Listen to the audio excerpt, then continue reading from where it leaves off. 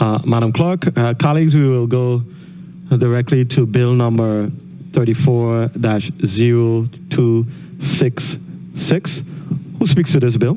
I do. Senator Francis Heiliger, you may proceed with your introduction. Thank you. Okay. Thank you so much. Good afternoon to my colleagues. Good afternoon to the people of the territory. Good afternoon to central staff, my staff, and everyone. First off, I would like to say thank you to my colleagues in the previous committee that successfully moved this piece of legislation forward to the Committee on Rules.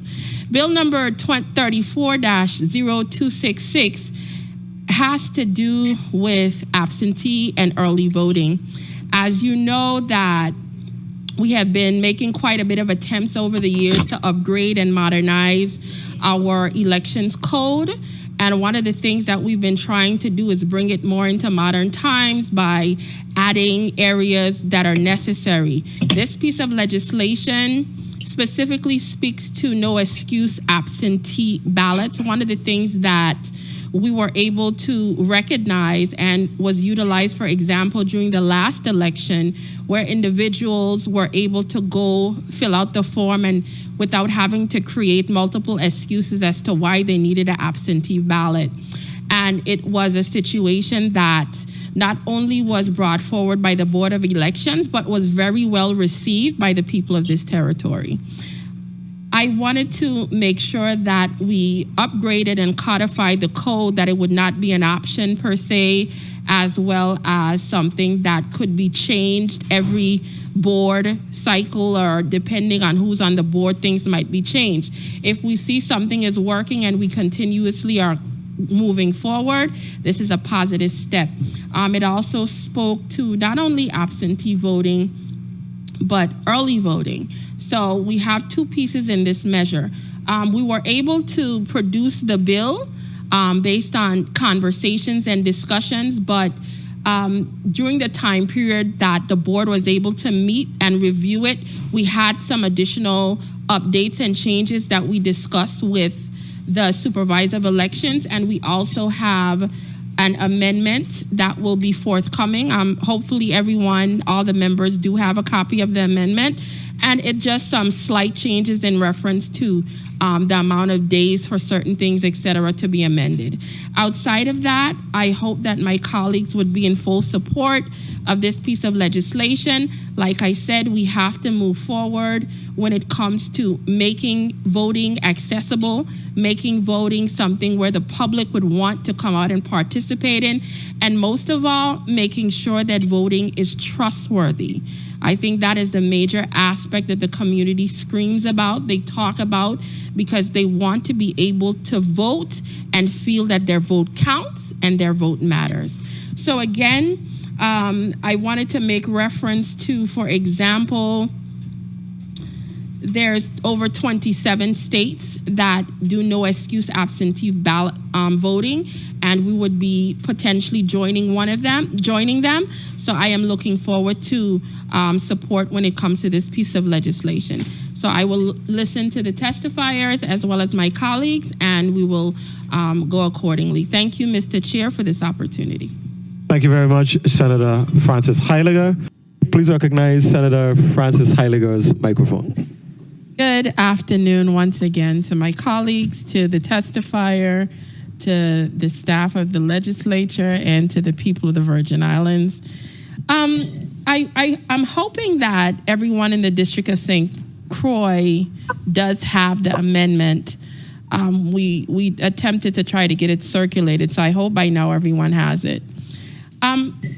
What happens a lot of times when you're crafting legislation, and some of what the supervisor of elections did allude to, because we were dealing with a lot with legal counsel as well as other issues with senators, one of the things that I will say is that I do appreciate them getting the bill through, as well as many of the other pieces of legislation we're trying to get passed as it relates to upgrading and modernizing and bringing forward sound piece of legislation when it comes to the Board of Elections. Now, the amendment specifically, after we had an opportunity to actually get the bill, we also had a chance to really have a conversation, my office, with Senate Supervisor of Elections Fox. And in that conversation, I think she said it was June 30th in her testimony, we did have an opportunity to go through the bill, and we made the amendments accordingly to make sure that this piece of legislation serves the public in a very positive way. So at the end of the day, once this document is amended, and you will see from the amendment, it speaks to striking the first paragraph. It speaks to changing specific aspects and renumbering, because we were a little bit concerned after discussing with her what she was sharing in regards 2 minutes.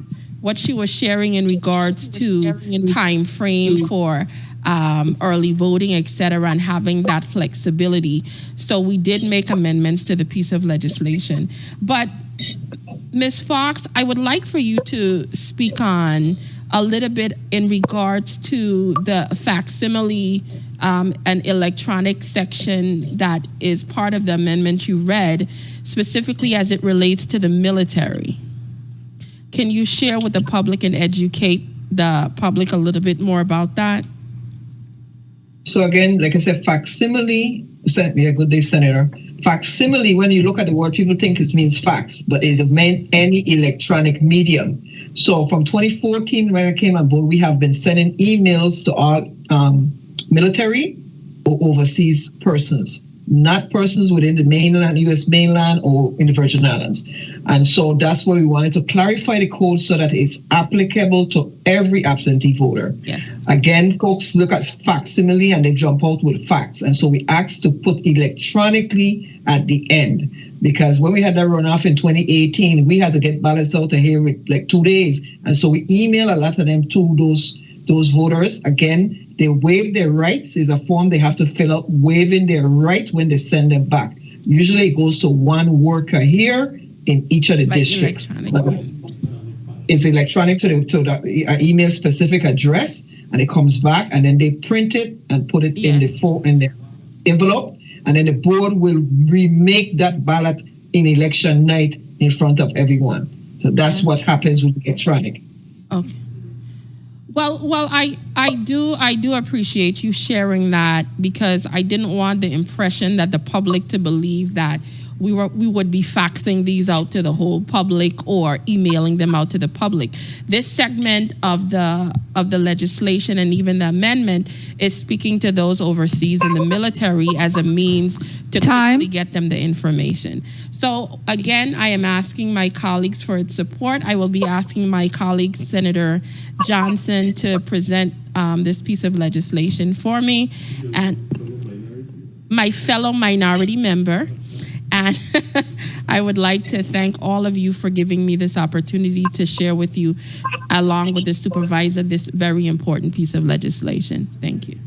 Thank you very much, Senator Francis, on Bill number 34-0266. Senator Novell E. Francis Jr. Thank you. Yay. Senator Francis, yay. Senator Kenneth L. Gittins. Senator Gittins, yay. Senator Franklin D. Johnson. Yay. Senator Johnson, yay. Senator Carla J. Joseph. Senator Carla J. Joseph. Senator Joseph, yay. Senator Stephen D. Payne Sr. Senator Stephen D. Payne Sr. Yay. Senator Milton E. Potter. Yes. Senator Potter, yay. Senator Genevieve R. Whitaker. Yay. Senator Whitaker, yay. Mr. Chair, we have 7 yay. Thank you very much, Madam Clerk. Colleagues, Bill number 34-0266 an act amending Title 18, Chapter 5, Section 94A of the Virgin Islands Code relating to early voting to set the time for early voting, amending Chapter 25, Section 661, 662, and 664 relating to absentee voting to provide for all persons eligible to vote in elections in the Virgin Islands to be entitled to vote in any election by absentee ballot, as amended, has been favorably considered by the Committee on Rules and Judiciary and will be forwarded to the full body for further consideration. Number 34-0212. Who speaks to this bill? I do. Senator Francis Heiliger, you're recognized for your introduction.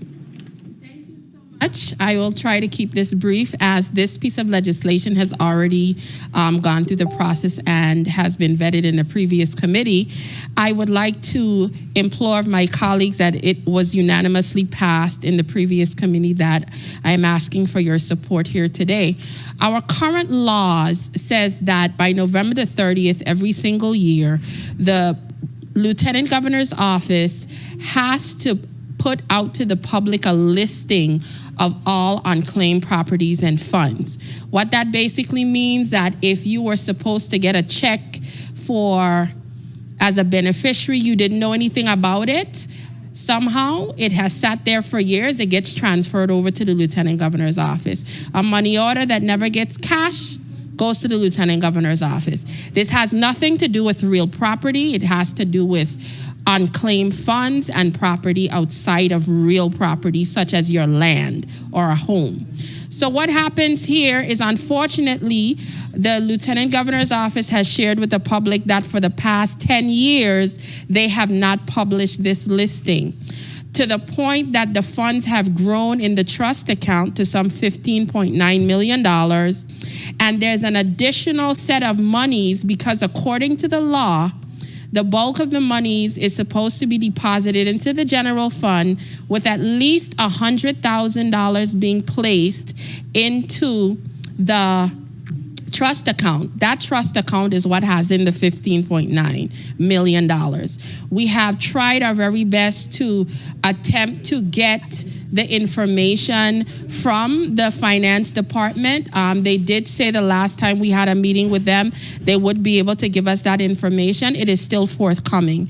At the last meeting, we reached out to the Inspector General's office to see if they could assist us with trying to find out the total amount of money of unclaimed funds that is in the general fund.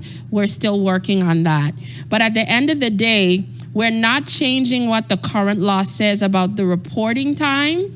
What we're doing is adding to it to make sure that there are elements of being able to collect information and go through a database, also utilize a website and other mechanisms in order to get this information to the public.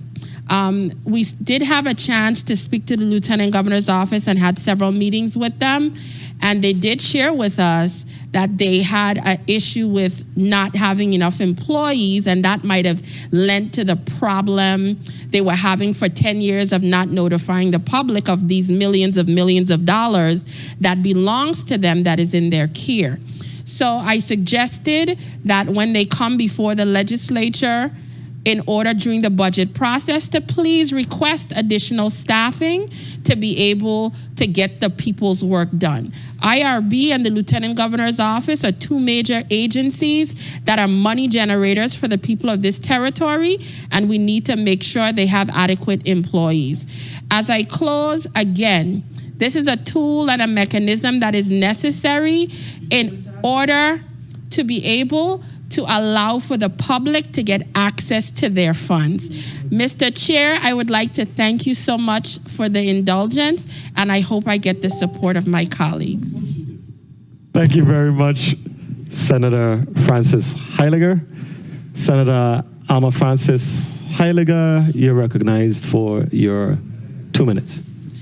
Thank you. Unfortunately, I am not a member of this committee, so I will look to see whatever the outcome is so I could vote accordingly on the floor.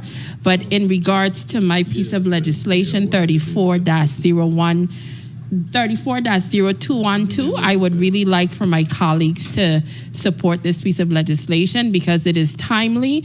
We have to do what we have to do to make sure that the people of this territory get access to their money and make sure that the entities that are legally responsible do their part and their duty to educate and put the information out there. I don't think it's a fair situation that someone might have a check for $200,000 and for 10 years you never bothered to tell them. That is not a fair situation. So we have to do a much better job at making sure the people of the territory gets what is rightfully theirs. Thank you so much, Mr. Chair. Well said, Senator Francis Heiliger. Senator Blyden, you're recognized for your 2 minutes. Thank you, Mr. Chair. I'm not a member of this committee, so I cannot vote in this committee. Territory gets what is rightfully theirs. Thank you so much, Mr. Chair. Well said, Senator number 34-0212. Senator Nobel E. Francis Jr., Yes. Senator Francis Yeh, Senator Kenneth L. Gittens, Yes. Senator Gittens, yay. Senator Franklin D. Johnson, Yay. Senator Johnson, yay. Senator Carla J. Joseph, yes.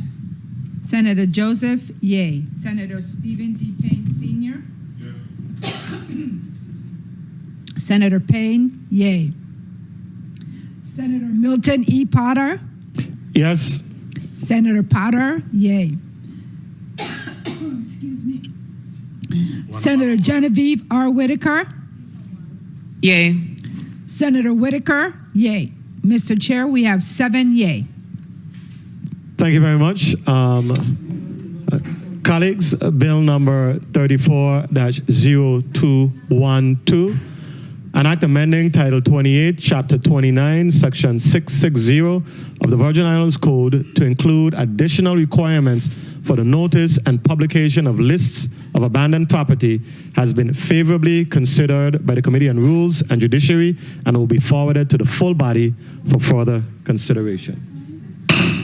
Senator Francis Heiliger.